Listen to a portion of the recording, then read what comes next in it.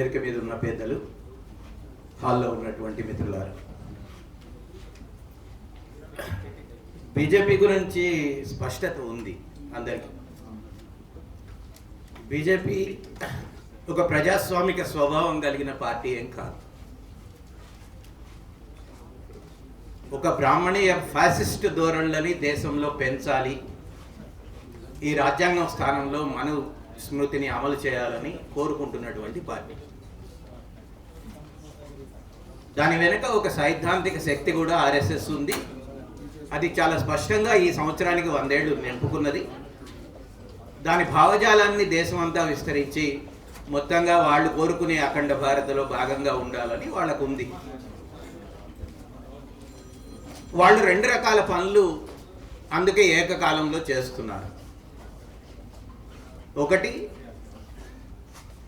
గుజరాతీ కార్పొరేట్లకి, 2 అంతర్జాతీయ కార్పొరేట్లకి దేశాన్ని ఆర్థికంగా అప్పజెప్పడం అనేటువంటి పని చాలా స్పష్టంగా చేస్తున్నారు. రెండవది, ప్రజల మధ్య ముఖ్యంగా ముస్లింల పట్ల ద్వేషంతో ఒక విద్వేష రాజకీయాలని దేశంలో పెంచాలనేటువంటిది సామాజికంగా సాంస్కృతికంగా వాళ్ళు చేస్తున్నారు. ఇక్కడ కూర్చున్న వాళ్ళందరికీ ఈ బీజేపీ చేస్తున్నటువంటి ఈ పనుల పట్ల స్పష్టత ఉందని నేను అనుకుంటున్నాను. మనమేం చేస్తున్నాం అన్నదే ప్రశ్న. ఉత్తరాది దక్షిణాది అనేటువంటి సెంటిమెంట్ ఊరికే ఏం రాదు, గాలిలో నుంచి రాదు. అదొక అస్తిత్వం నుంచి వస్తుంది, ఒక భావజాలం నుంచి వస్తుంది, ప్రజాస్వామిక స్ఫూర్తి నుంచి వస్తుంది, ఆర్థిక అసమానతల తొలగింపు నుంచి వస్తుంది. దక్షిణాది రాజకీయ పార్టీలు బీజేపీకి భిన్నంగా దక్షిణాదిలో వ్యవహరిస్తే బీజేపీ ఫ్యాసిస్టు ఫోర్సెస్ దక్షిణాదిలో బలపడవు. ఏకైక మార్గం అంటే దేశాన్ని అతలాకుతలం చేస్తున్నటువంటి ఆర్థిక విధానాలు కావచ్చు, సామాజిక విద్వేష రాజకీయాలు కావచ్చు, బీజేపీ ఏదైతే ప్రమోట్ చేస్తున్నదో దానికి భిన్నమైనటువంటి ఆర్థిక విధానాలని, సామాజిక పొందికల్ని దక్షిణాది పార్టీ రాజకీయాలు చేయగలగాలి. కానీ చేస్తున్నామా? చేయడం లేదు. దక్షిణాది వేరు అనుకుంటున్నాం, నష్టపోతాం అనుకుంటున్నాం, సీట్లు పెరిగితే మన స్థానాలు తగ్గిపోతాయి కనుక ఇంకా తీవ్రంగా నష్టపోతామని ఆందోళన చెందుతున్నాం. కానీ ప్రజల్ని ఐక్యం చేసేటువంటి ఎజెండా దక్షిణాది రాజకీయ పార్టీలకు లేదు. ఆంధ్రప్రదేశ్ ఆల్రెడీ బీజేపీ చేతుల్లోకి వెళ్ళింది. కర్ణాటక చాలాసార్లు బీజేపీ అధికారంలోకి వస్తున్నది, మార్పులు చేర్పులు జరుగుతున్నాయి. కేరళలో ఒక అస్తిత్వం కొంత నిలుపుకున్న కేరళలో బీజేపీ బొక్కబెట్టింది. తెలంగాణ గత 10 ఏళ్ల పాలన బీఆర్ఎస్కి సగం సీట్లని రాసిచ్చింది. ఇప్పుడు జరుగుతున్న పాలన ఇట్లనే సాగితే నెక్స్ట్ 5 ఏళ్ల తర్వాత ఇంకో 8 సీట్లు కూడా బీజేపీకి రాసిస్తారు. అంటే ఇప్పటికి నిలబడి ఉన్నది తమిళనాడు ఒకటి.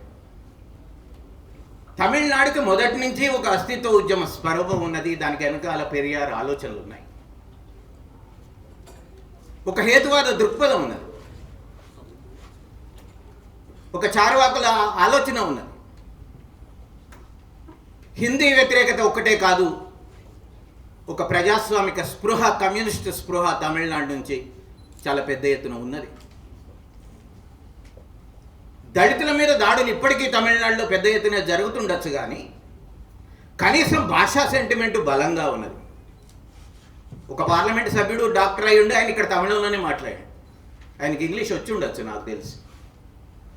కానీ మనకెంత భాషా ప్రేమ ఉందనేది నాకు ఎంత అనుమానం అంటే, హైదరాబాద్లోనైనా జిల్లాల్లోనైనా మనం హిందీ లేదా ఇంగ్లీష్లో మాట్లాడతాం తప్ప తెలుగులో మాట్లాడే ప్రయత్నం చేయం చదువుకున్నవాడు. అంటే మనకు ఏ రకమైనటువంటి అస్తిత్వ స్పృహ లేదు. అస్తిత్వ స్పృహ లేకుండా అస్తిత్వ ఉద్యమాలు ఎట్లా వస్తాయి రాష్ట్రాల నుంచి?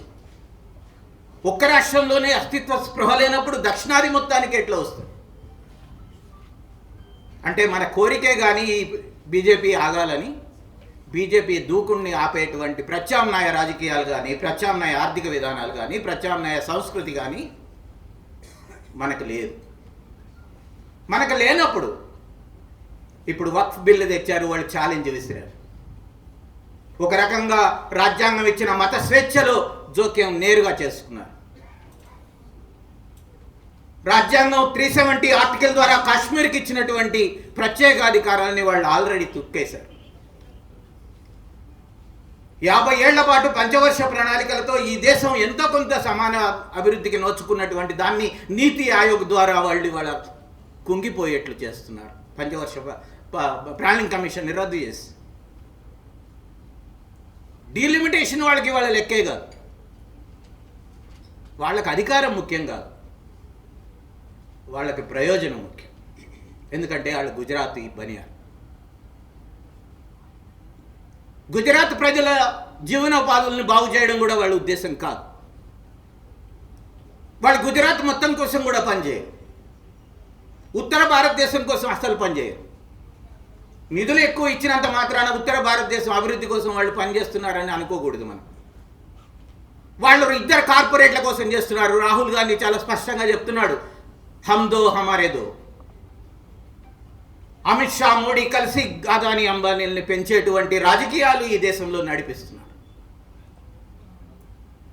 చాలా స్పష్టంగా గుజరాత్ హెచ్డిఐ చూస్తే, హ్యూమన్ డెవలప్మెంట్ ఇండెక్స్ చూస్తే అన్ని రాష్ట్రాల కంటే వెనుకబడి ఉంటుంది. గుజరాత్ ఏమీ వాళ్ళ చేతుల్లో బాగుపడలేదు, వెనుకబడే ఉంది ఇప్పటికీ. ఉత్తర భారతదేశంలో పేదరికం విపరీతంగా ఉంది, నిరుద్యోగం విపరీతంగా ఉంది. అందుకే పొట్ట చేత పట్టుకొని కార్మికులు దేశమంతా విస్తారంగా రాష్ట్రాల నుంచి వెళుతున్నారు. వాటిని ఆపే ఉద్దేశం కూడా బీజేపీకి లేదు. ఎందుకంటే ఈ కార్మికులు ఒట్టిగా చేతులతో కాళ్లతో రారు, వాళ్ళు మెదళ్లతో వస్తారు. ఆ మెదళ్ల నిండా బూజు పట్టిన హిందూ భావజాలం ఉంది. ఆ రాష్ట్రాల్లో దాన్ని స్ప్రెడ్ చేస్తారు. వాళ్ళు ఎక్కడికి వెళ్తే అక్కడ బీజేపీ ఎందుకు బలపడుతున్నది? గుజరాతీ, మార్వాడీలు ఇవాళ లేని ఊరేమున్నది తెలంగాణలో? గుజరాతీ, రాజస్థాన్ వ్యాపారులు లేనటువంటి వ్యాపార రంగమే ఉన్నది. హైదరాబాద్ నగరంలో ఏ కాలనీలో చూసినా అపార్ట్మెంట్లలో సగం అపార్ట్మెంట్లు గుజరాతీలు ఎట్లా కొనగలిగారు? అంటే ఆల్రెడీ మన చాప కిందకి నీళ్ళు వచ్చిందాకా మనం గమనించుకోకుండా కార్పొరేట్లకి దోచిపెట్టేటువంటి పద్ధతులనే ఇక్కడ కూడా అనుసరించి ఇవాళ దక్షిణాది గురించి ఆందోళన చెందితే గుండెలు బాదుకుంటే ఉపయోగం లేదు.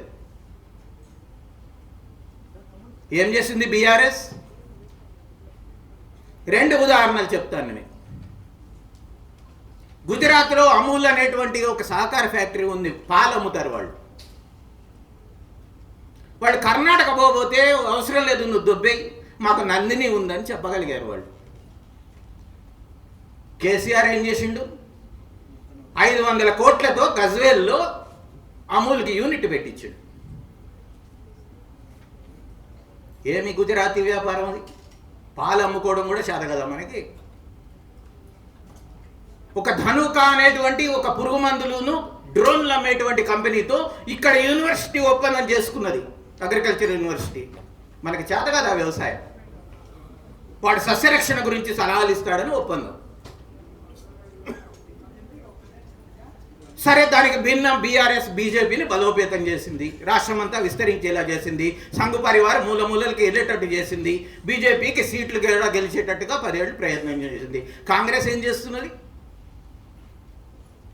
వరల్డ్ ఎకనామిక్ ఫోరంకి వెళ్ళొచ్చి 2 సార్లు ఒప్పందాలు చేసుకున్నాడు రేవంత్ రెడ్డి. 12,500 కోట్ల చొప్పున 2 సార్లు అదానీ ఒప్పందాలు చేసుకొచ్చాడు. అంటే నువ్వు అదానీని రాణిస్తావు, అంబానీని రాణిస్తావు, నీ రాష్ట్రంలోకి గుజరాతీ, మార్వాడీలు వచ్చి వ్యాపారాలు చేసుకుంటే, మూలమూలలకి విస్తరించుకుంటే నీకు సోయి లేదు. ఇక్కడ యువకులు నిరుద్యోగులుగా ఉన్నారు, ఇక్కడ వ్యవసాయ కూలీలకు పని దినాలు తగ్గిపోయినాయి. నార్త్ నుంచి వలస వస్తున్నటువంటి కార్మికుల వల్ల పని గంటలు తగ్గిపోయి, పని దినాలు తగ్గిపోయి, వేతనాలు పడిపోయి నష్టపోతున్నాము. కానీ ఇక్కడ కార్మికులకు వ్యతిరేకం కాదు నేను. కానీ కార్మిక చట్టాలు అమలు చేయకుండా మూలను పెట్టి కార్మిక శాఖ సమాన వేతనాలు ఇవ్వకుండా చేసినందుకు చీప్ లేబర్గా నార్త్ నుంచి ఇక్కడికి వస్తున్నారు. నువ్వు సమాన వేతనాలు అమలు చేయి, వాళ్ళకైనా వీళ్ళకైనా ఒకే రకమైన వేతనం ఉంటుందని అమలు చేయి. అప్పుడు ఎందుకు వస్తారు నార్త్ నుంచి? వచ్చినా ఇక్కడ వాళ్ళు కూడా పని దొరుకుతుంది కదా. నువ్వు కార్మిక చట్టాలని బొందబెట్టేసి లేబర్ కోడ్స్ తెచ్చాడు వాడు. విద్య ఎవరి జాబితాలో ఉంది? తెలంగాణ రాష్ట్రాల జాబితాలో ఉంది, షెడ్యూల్ 7లో. తమిళనాడు ఒక్కటే ఎందుకు తీర్మానం చేసింది నేను ఎన్ఈపిని అమలు చేయను అని? కేరళ ఎందుకు చేయగలిగింది? తెలంగాణ ఇప్పటిదాకా ఎందుకు చేయలేదు? నేషనల్ ఎడ్యుకేషన్ పాలసీని మేము అమలు చేయమని ఎందుకు తిరస్కరించలేదు? ఇవాళ వ్యవసాయ మార్కెట్లు అనేటువంటిది రాష్ట్రాల జాబితాలో ఉన్న అంశం. ఇవాళ దేశం అంతా 3 చట్టాలను వెనక్కి తీసుకున్న తర్వాత మోడీ మళ్ళీ మరో రూపంలో వ్యవసాయ మార్కెటింగ్ ఫ్రేమ్వర్క్ తీసుకొచ్చాడు. కొత్త డ్రాఫ్ట్ అందరి రాష్ట్రాలకు పంపాడు. ఆ డ్రాఫ్టింగ్ కమిటీలో తెలంగాణ మార్కెటింగ్ సెక్రటరీ కూడా భాగస్వామి. అప్పుడు మాట్లాడాడు. ఇప్పటిదాకా అసెంబ్లీ తీర్మానం చేయలేదు, దాన్ని తిరస్కరిస్తూ. ఒక్క పంజాబ్ మాత్రమే తీర్మానం చేసింది, దాన్ని తిరస్కరిస్తూ. ఏమైంది మనంతా సోయి? అంటే రాష్ట్రాలకి సోయి లేకుండా తన అధికారంలోకి కేంద్రం జొరబడుతూ ఉంటే, ముఖ్యంగా బీజేపీ జొరబడుతూ ఉంటే అడ్డుకోకుండా ఆపుకోకుండా పోయినటువంటి వాళ్ళం ఇవాళ ఓడిపోయే పోరాటాన్ని మొదలెట్టామని నేను అంటున్నాను. మనకు గెలవాలంటే ఒకటే ఉన్నది, పార్టీల స్వభావం మారాలి, పరిపాలనా తీరు మారాలి, ప్రజల పట్ల బాధ్యతగా ఉండాలి, కార్పొరేట్ అనుకూల రాజకీయాలు మానేయాలి, వ్యవసాయంని విద్యని మళ్ళీ రాష్ట్రాల జాబితాలో నిలబెట్టుకునే ప్రయత్నం చేయాలి, ముస్లింల మీద దాడి చేస్తే అండగా నిలబడాలి. మౌనంగా ఉంటే కుదరదు. బీసీ రిజర్వేషన్లకి అసెంబ్లీ తీర్మానం చేసినందుకు ఎట్లా వక్ఫ్ బిల్లుకు వ్యతిరేకంగా నువ్వు ఎందుకు తీర్మానం చేయలే అసెంబ్లీలో? అంటే నువ్వు కూడా మౌనంగా బీజేపీ ఎజెండాను సమర్థిస్తున్నావా? ఈ మాట నేను చెప్పదలుచుకున్నాను. దక్షిణాదికి న్యాయం జరగడం కాదు, ప్రజలకు న్యాయం జరగాలి, పేద ప్రజలకు న్యాయం జరగాలి. పేద ప్రజలను ముంచే రాజకీయాలు ఎవడు చేసినా, అది దక్షిణాది పార్టీ వాడు చేసినా, ఉత్తరాది పార్టీ వాడు చేసినా, గుజరాత్ పార్టీ వాడు చేసినా, అది దేశానికి నష్టం చేస్తుంది. ఈ స్పృహ మనకుంటే దక్షిణాదిని కాపాడుకోగలుగుతాం, తెలంగాణని కాపాడుకోగలుగుతాం, మన దగ్గర ప్రజాస్వామ్యాన్ని కాపాడుకోగలుగుతాం అని చెప్తూ ముగిస్తాను.